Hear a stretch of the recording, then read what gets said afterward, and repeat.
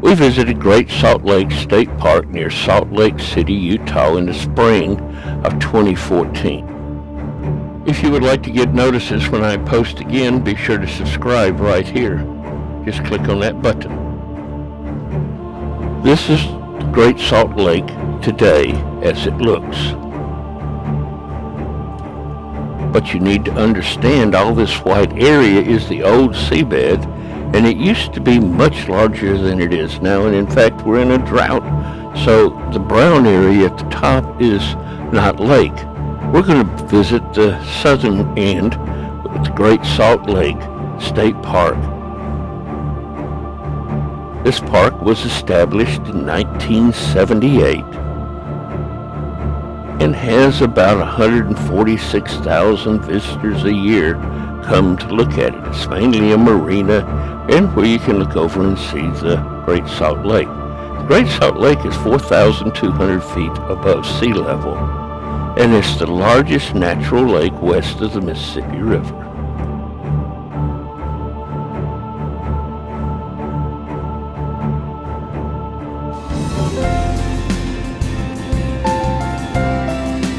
As we head to the lake, we'll first pass Salt Air. It was built as a resort here in 1893. Many fires burned it down. Eventually it was rebuilt as this replica in 1891, but it flooded very shortly thereafter as water levels rose. And now as the water has gone down, it's used as a concert venue. In the early 1920s, 500,000 people visited this each year. As we continue on to the state park, you'll notice that the Salt Lake is surrounded by salt marshes on all sides.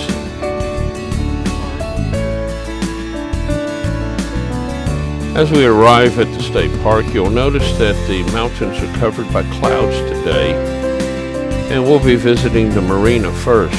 As you can see from here, we're at the southern end of the lake, and you can see various islands and other structures there. Here we see Antelope Island. It is a nature preserve, and you have a causeway out to it. Then we come to Promontory Point, Corrigan's Island, and finally Stansbury Island, which isn't really an island at all. Then we're back at the shoreline and the marina and the mountains with their snow caps still. The lake is fed by 3 different river systems, but since there's been such a drought out west lately, you can see that the lake is at one of its historically low levels, over 25 feet below normal.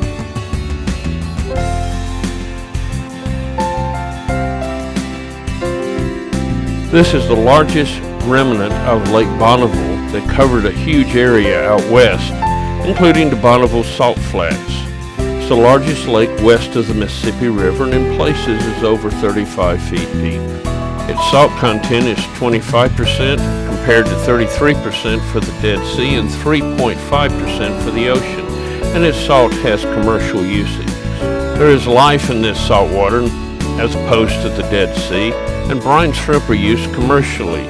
They put a boom out and collect their eggs and use these to hatch and feed tropical fish in aquariums. Another form of life here is the brine flies that you can see here in the black streak on the shore. They're used by the local birds as a main food source.